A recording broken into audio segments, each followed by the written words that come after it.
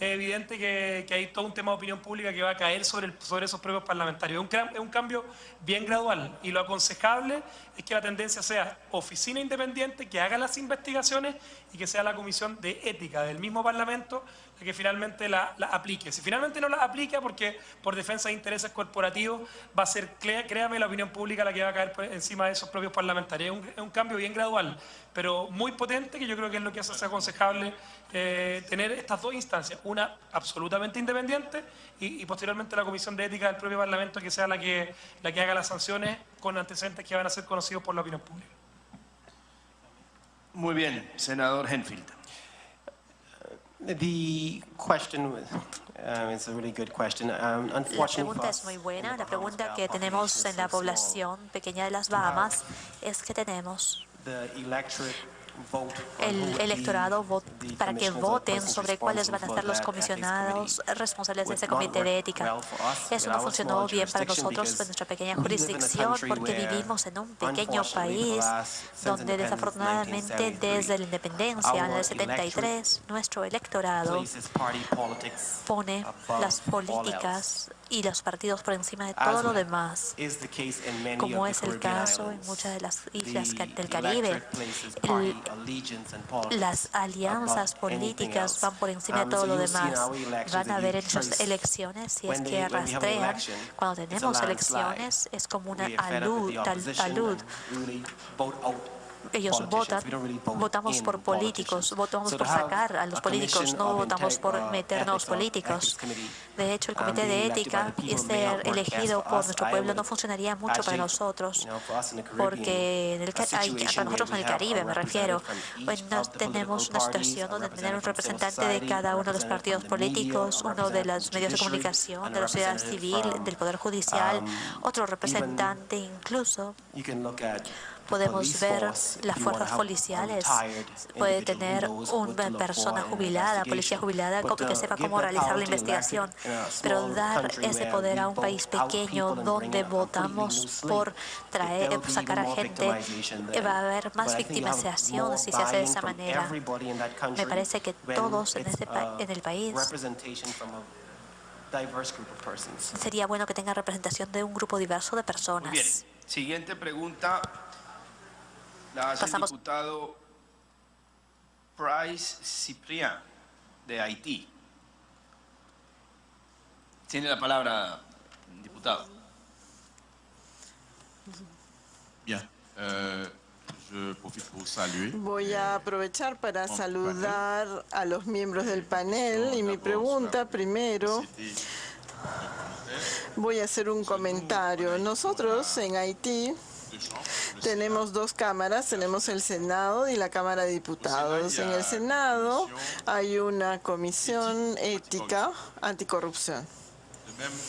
Lo mismo en la Cámara de Diputados, tenemos la misma comisión ética y anticorrupción. Y lo que nos hemos dado cuenta es que tenemos como la impresión que esta comisión siempre está compuesta por gente que está contra el gobierno. Entonces, esta comisión tiene tendencia a utilizar a la oposición para hacer investigaciones sobre la acción del gobierno o la del gobierno anterior. ¿Habría alguna manera para evitar ese tipo de situaciones? Porque normalmente cuando hay una comisión anticorrupción, esta debería ser imparcial, objetiva, una comisión que solo trabaje de manera neutra, ni para la oposición ni para el gobierno. Entonces, ¿habría alguna manera para guiar a estos parlamentarios que trabajan en las comisiones anticorrupción para que no tiendan ni a la izquierda ni a la derecha, que sean objetivos e imparciales en el trabajo que hacen? Muchas gracias. Ciprián pregunta si hay forma de que las comisiones de ética al interior de los parlamentos actúen de manera independiente e imparcial, no puedan ser ni manipuladas por el gobierno ni por ninguna de las dos facciones políticas, y está dirigida a los tres panelistas. Tiene la palabra representante congresista Jenny Vilcató. Lo que es claro es que la realidad ha superado a todo lo que se ha previsto en las normas y en los procedimientos. siempre se busca, digamos, el equilibrio. Sin embargo, la corrupción ha hecho que ese equilibrio se pierda. Entonces, ¿a qué estamos obligados? A encontrar nuevas formas creativas que al principio serán inaceptadas tal vez, pero de acuerdo a la realidad probablemente tengan que implementarse. ¿Cómo hacer si en un órgano netamente político, en un poder del Estado netamente político, integrado por fuerzas políticas, por representantes de partidos políticos, cómo es que logramos que esas comisiones de ética sean integrados por parlamentarios que no tengan ni representación del Ejecutivo ni de la oposición? En ese sentido, tal vez podría suceder que sean integrados por congresistas independientes, pero por lo menos en el Perú, un congresista accede a una curul integrando un partido, llevado por un partido. Entonces, tendría que analizarse la posibilidad de que exista un margen, una cantidad mínima o de acuerdo digamos, a las fuerzas políticas mismas y a la representación nacional para un grupo de congresistas independientes. Hoy en el almuerzo conversábamos con algunos colegas y nos mencionaban la existencia en algunos parlamentos de congresistas netamente independientes. Entonces, tal vez fijar esta idea como un punto de partida para generar el debate. Considero que esa podría ser una posibilidad, ya que la realidad nos obliga a tener que analizar este tema, digamos, a nivel internacional, ¿no? Y necesariamente sería muy positivo que al cabo de esta reunión se pueda tener, ¿no?, una decisión unánime por todos los participantes para por lo menos dejar como una buena práctica, ¿no?, la tendencia de generar estas comisiones de ética que estén integradas de forma alejada al Parlamento o de alguna forma que garantice que los integrantes no sean guiados por su posición de oficialista o de oposición, sino netamente en respeto al debido proceso, la identificación de una infracción, de una inconducta que sea pasible de una sanción y que se puedan con las habilidades de investigación, porque para ello es necesario contar con esas habilidades, finalmente luego de una investigación se pueda demostrar la responsabilidad y se pueda imponer una sanción y que al final se tenga la sensación de haber sido o de haber obtenido una decisión justa. Le voy a pedir, honorables congresistas, brevedad, porque nos quedan para este ciclo de preguntas 7 minutos y tengo después preguntas de la diputada Ana Belén Marín de Ecuador, de la diputada Andrea Villagrán de Guatemala, Norma Guevara de El Salvador y del presidente del Senado de Granada, Chester Humphrey. Y cierro ya con estas dos, Rosa Gálvez de Canadá y Byron Valle de Ecuador. Entonces, tenemos 7 minutos para preguntar y responder. Muchas gracias. Acumulamos preguntas y vamos contestando. Me parece una muy buena idea, yo creo que es la mejor forma de racionalizar el tiempo.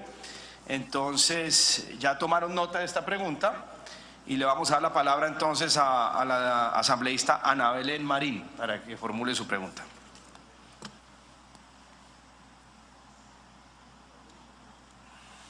Bueno, muy buenas tardes a todas y a todos. Yo quisiera consultar al congresista de Chile respecto a los procesos de contratación. Yo debo mencionar como ecuatoriana que nosotros también estamos pasando por momentos muy complicados en nuestro país, sobre todo en el tema económico y político. Y menciono primero el económico porque con mucha tristeza, día tras día se va evidenciando una crisis económica en la que estamos perjudicados los ecuatorianos. Y esto se viene, como he mencionado, cada día creando una preocupación adicional. Y esto, pese a que de manera consecuente hemos evidenciado también mucha obra pública en el territorio, ha habido mucho impacto de infraestructura en construcción de escuelas del milenio, construcción de vías, construcción de hospitales, construcción del sistema de alcantarillado, del sistema de agua potable, de sistemas también de agua. Sin embargo, también de manera simultánea, cuando asume la presidencia Lenín Moreno Garcés, se dijo que la mesa estaba servida y se dijo también que estábamos dentro de la norma en cuanto al tema de la deuda pública. Pero cuando se van haciendo las investigaciones respectivas, resulta que hay varias sorpresas. Y dentro de esas sorpresas, quiero puntualizar en cuanto a mi pregunta, es que, por ejemplo, cuando se han hecho procesos de construcción a través de nuestra ley de contratación pública, lo que permite es que se siga el procedimiento a través de un portal, que es informático. Sin embargo, este procedimiento informático no ha garantizado a que realmente se haga un proceso transparente. Y en el rato que eso sucede, se ha evidenciado que existen, por ejemplo, contratistas que se han adjudicado la mayoría de obras y que hay contratistas menores que no pueden participar en los procesos. Por ejemplo, cuando se van a hacer contrataciones de uniformes o se va a hacer contrataciones de albañilería, de pintura de escuelas, de edificios, los que principalmente salen ganando son las grandes empresas. Pero aquí lo que tenemos, o empresas fantasmas también, ¿no? Pero lo que se tiene que priorizar es buscar la forma, y ahí va mi pregunta, ¿cómo se puede vincular a la sociedad civil para que pueda ser el principal veedor de los procesos de contratación pública si se evidencia que es un proceso informático? Entonces, esto no solamente para que puedan ser partícipes y puedan adjudicarse una obra, sino que también puedan ser los veedores de un proceso que no son de su alcance, pero que sí posiblemente son de quienes van a recibir la obra. Es decir, si yo soy el usuario de una posible vía que se va a abrir, yo podría ser veedor. Eso existe, normalmente existe, pero ya en el proceso informático no hay la viabilidad, al menos en nuestra normativa, y por eso quería consultar. Y finalmente, estas debilidades que nos han dejado, y con mucha preocupación me solidarizo con lo que pasó Perú, con lo que está pasando Venezuela, con lo que ahora pasamos como Ecuador, y un sinnúmero de países que nos hemos visto bochornosamente involucrados en el tema de Odebrecht, que muchas veces nos toca agachar la cabeza y decir qué pena y qué vergüenza, porque también mi partido político al cual pertenezco, muchos de los actores han sido involucrados.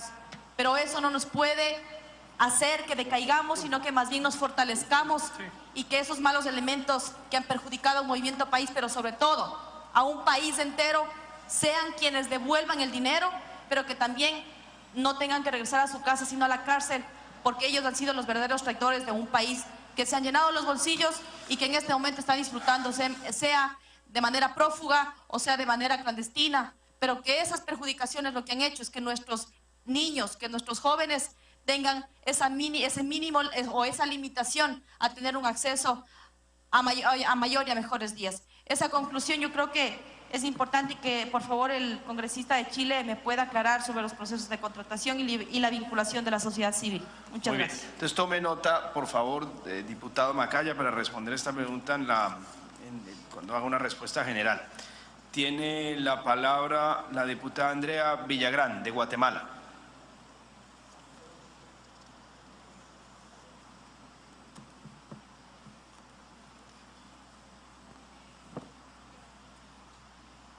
Aquí.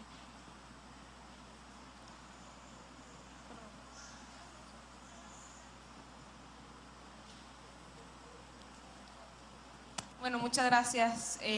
Muy interesante la plática, este conversatorio y estos ejemplos.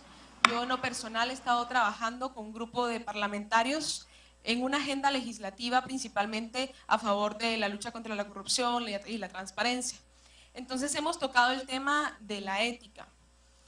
Al mencionar el tema de una comisión de ética dentro del Congreso, nos vimos justamente en la situación que mencionaban con anterioridad los colegas, de que podía haber cierto conflicto, ¿verdad?, de intereses por los mismos.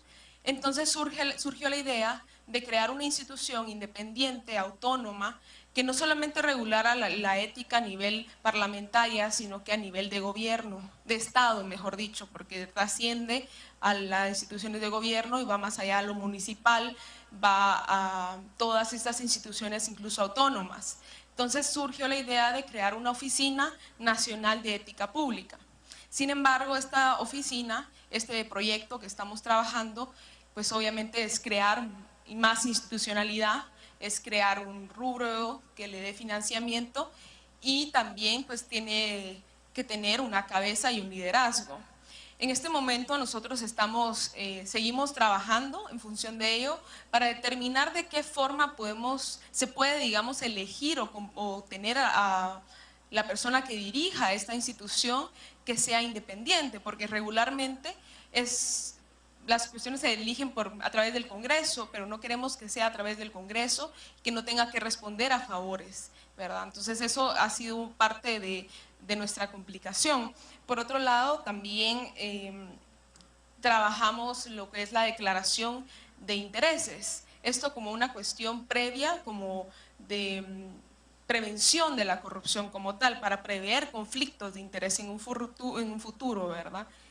Y lo que usted mencionaba de la protección de testigos, de que denunciantes de hechos de corrupción, que consideramos que es muy importante. ¿Por qué? Principalmente en el Estado, mucha gente, los empleados, los funcionarios públicos, son los que principalmente se percatan de estos hechos de corrupción y temen hacer la denuncia porque pueden tener represalias principalmente con su empleo, ¿verdad? Piensan que los pueden despedir, saben que tienen su información en recursos humanos, tienen toda su información de vivienda, familia, etcétera. Entonces creemos que esto es algo bastante importante. Entonces lo quisiéramos nosotros en Guatemala, estamos trabajando para englobarlo y quisiera ver sus aportaciones, diputada Jenny, y también en el caso de Chile, ¿cómo ha sido aplicado? Porque entiendo que en Chile es un ejemplo pues, muy grande de este tipo de institución. Gracias. Muy bien, entonces la pregunta iba para la diputada Vilca Toma, respondemos al final, y el diputado Macaya. Tiene la palabra la diputada Norma Guevara, de El Salvador también, para una pregunta. Va a disculpar, yo quiero un comentario. Un saludo a los peruanos que nos han recibido, a ustedes. Comparto la opinión de que la integridad debe ser la barrera para la corrupción. Y esa no está en los seres humanos que integramos partidos o funciones o desempeñamos funciones públicas. En este campo se debe dar una batalla a fondo, es de formación. Si en la familia, en la escuela, en la empresa, en las instituciones se promueve la integridad, pues tendremos menos corrupción. Este es un punto de vista que yo deseo compartir. La integración de organismos de control es importante y la definición de sus roles y de cómo proceder también. La vigilancia de que se cumpla eso es importante de la ciudadanía. Pero el criterio de llamar independencia sin igual despartidización, personalmente no lo comparto. Porque muchos, por lo menos en la experiencia de mi país, en nombre de no ser de un partido, son igualmente representantes, porque no son los partidos únicamente donde pueda existir conductas antiéticas y corruptas. La evasión fiscal, los precios de transferencia, la plusvalía exagerada, son factores por los cuales lo que produce la sociedad se va a la hiperconcentración en unas pocas manos. Y si la corrupción afecta porque quita recursos para el bien común, para el bien público, estos otros fenómenos también. Y el problema es que en las legislaturas, cuando los diputados son financiados por un grupo económico, así actúan, no votando por algo que la sociedad pide o votando por cosas que le van a dañar a la sociedad. Entonces vuelvo a lo mismo, izquierda, derecha, centro, o los que se proclamen como neutros, que yo no creo en eso, en la neutralidad. La frontera es la conducta personal que se llama integridad. A mí mi abuela me enseñó que cada pluma de una gallina es un pecado. Y entonces de pequeña uno no quería pensar en un montón de pecados. Son valores que la familia enseña. fortalezcamos la sociedad, fortalezcamos la familia y entonces tendremos una barrera más fuerte contra la corrupción. Gracias.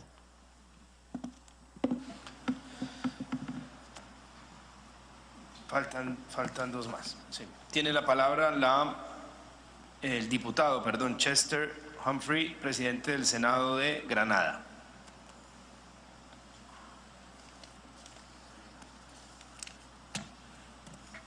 Thank you, colleague panelists. Gracias, queridos panelistas. I don't intend to actually No ask pretendo hacer preguntas from the parliament. desde el Parlamento que yo vengo. Has unique features, Tiene una característica única and by sharing y those compartiendo unique features aquellas and how we características address únicas de cómo abordamos issues of los corruption asuntos de in the corrupción governance of the y la state gobernanza del may enrich del país, the debate currently unfolding. puede ver cómo se está been in desplegando Parliament esto. for He estado en el 27 Parlamento por 27 años And during that y time, durante ese tiempo much has changed. mucho ha cambiado. My parliament Mi is a Parlamento very small es un parliament, Parlamento pequeño and by virtue of its y por size, virtud de there's su tamaño features tiene of características interest únicas de interés. in that while my parliament follows the Mientras mi Parlamento traditional sigue British Westminster system, se lleva de manera tradicional, de manera teórica, es como una separación de poderes debido al tamaño pequeño de mi Parlamento. De hecho, mi Cámara de Representantes está hecha solamente de 15 personas y el Senado otro tanto. El desafío que tenemos es que el principio de la separación de poderes puede ser muy difuso. Uno puede tener un gabinete donde todo el Ejecutivo está formado por todos los parlamentarios elegidos. Nosotros tenemos la situación única de Granada, donde tuvimos en 3 ocasiones diferentes, todos los escaños estuvieron ocupados por el mismo partido. Las elecciones las tuvimos en marzo y por segunda vez consecutiva la legislación está formada nuevamente de funcionarios elegidos de solamente un partido. El principio fundamental de separación de poderes pues se ha hecho algo difícil. No obstante, me da gusto reportar que hemos puesto varias medidas para abordar esta pregunta de corrupción en la gobernanza del Estado. No significa que el Estado moderno no esté enfrentado por asuntos de corrupción. En mi jurisdicción, por ejemplo, hemos aprobado en los últimos 10 años la integridad en la vida pública. Esta es una ley. La comisión está formada y liderada por un juez retirado, jubilado. Para nosotros es algo bueno que nuestro sistema judicial es externo, es decir, que nuestra Corte Superior es bastante independiente. Esa rama gubernamental es independiente. Y la Corte de Apelaciones, que es algo un poco más colonial, británico,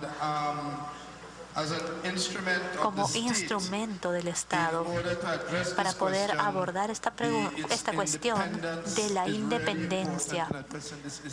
Es que es muy importante, hablando del tema de la corrupción y de la integridad. Hay legislación hablando del tema de la contratación pública. Hay, como resultado de la OCDE, nosotros hemos podido establecer esta unidad, hemos aprobado legislación contra el lavado de activos. El pequeño estado de Granada va a revelar que sus funcionarios de mayor rango deben declarar sus activos. Y eso se hace mediante la Comisión de Integridad, donde todos los funcionarios elegidos, incluyendo los miembros senior del servicio público, además de los miembros de organizaciones, deben declarar sus activos o bienes. Y a cada año se examinan dichos reportes. También es una declaración de las fuentes de financiamiento. Nuevamente nos da un marco institucional para abordar este problema. Además, hemos aprobado una ley de libertad de información que permite una prensa muy activa e independiente para que pueda realizar sus funciones respectivas. Un instrumento muy importante de Estado en todo esto es el hecho de que tenemos un grupo de fiscales dependientes. Eso es simplemente como un ejemplo para decirles cómo un pequeño Estado como nosotros aborda esta cuestión de la corrupción y necesidad de integridad en la vida pública. Quisiera mostrar mi apoyo al colega de Bahamas, que debe poner mucho más énfasis en construir una cultura de integridad en la sociedad en general y no solamente en los estados, en los organismos independientes del Estado. No es algo fácil de hacer, pero se debe hacer este reforzamiento de la cultura. Si no, no tendremos éxito en este problema que enfrentamos colectivamente. Pasamos al inglés. Una decisión un poco antipática, pero los organizadores me han pedido ya que termine esta sesión de preguntas porque estamos ya muy retrasados para iniciar el próximo panel. Entonces, ofrezco disculpas a la senadora de Canadá, Rosa Gálvez, y al asambleísta Byron Valle, del Ecuador, porque me toca terminar ya esta sesión de preguntas, porque de lo contrario no podemos iniciar, estamos ya retrasados por más de casi 20 minutos. Entonces, le doy la palabra a los tres panelistas para que respondan estas preguntas. Les pido, por favor, brevedad para no demorarnos más y poder iniciar el próximo panel. Muchas gracias. Muchas gracias. En relación a la protección de los testigos, la colaboración eficaz, la declaración de testigos reservados es fundamental en la lucha contra la corrupción y más ahora que se lleva a cabo en manos de organizaciones criminales. Esta posición en el Perú es muy débil. En el Ministerio Público existe una unidad de protección de víctimas y testigos y colaboradores eficaces. Ingresas, te deben brindar protección policial, ocultamiento de paradero, asistencia legal, psicológica. Y sí, estos funcionarios lo hacen con una vocación de servicio, pero no cuentan con el debido presupuesto que finalmente hace que el colaborador o el testigo regrese a su lugar de origen, sea captado por la persona, por el grupo criminal y no llegue al juicio oral. Esa es una verdadera dificultad. A nivel de la administración pública no existen medidas verdaderas, eficaces que garanticen que los funcionarios no sean despedidos. Y a nivel del ciudadano tampoco existen medidas eficaces que puedan garantizar. Esa debería ser, digamos, eso debería ser un tema de agenda prioritario, porque sin colaboradores eficaces, sin testigos que sean realmente protegidos, la lucha frontal contra la corrupción no va a tener éxito. A nivel del Congreso yo venía proponiendo, no se cuenta tampoco con medidas de protección de testigo. Existen las comisiones investigadoras que en este Congreso están revelando información muy importante, pero los testigos vienen, declaran y se van sin ninguna medida. Yo vengo proponiendo que en el nivel del Congreso de la República también exista un registro de protección de testigos y se le den medidas temporales hasta que esta información llegue al Ministerio Público y ellos asuman. Pero este es un punto que a nivel de Latinoamérica se tiene que reforzar y dar medidas eficaces acompañadas del presupuesto que prevean, digamos, colocaciones laborales, albergues, villas donde puedan trasladarse todas las familias que incluso en esa medida es que se ven perjudicadas para que pueda tenerse una verdadera lucha contra la corrupción. El mensaje para todos, y lo he recibido yo en reiteradas oportunidades, en la lucha contra la corrupción hay muchas etapas de éxito, hay muchas etapas de revés, pero no basta con ser buenos, hay que salir y luchar contra la corrupción. Y el Perú es un país resiliente y esperamos salir de esta etapa de crisis. Muchas gracias. Muy bien, diputado Javier Macaya. Bueno, muy breve. Respecto a la independencia de las comisiones de ética,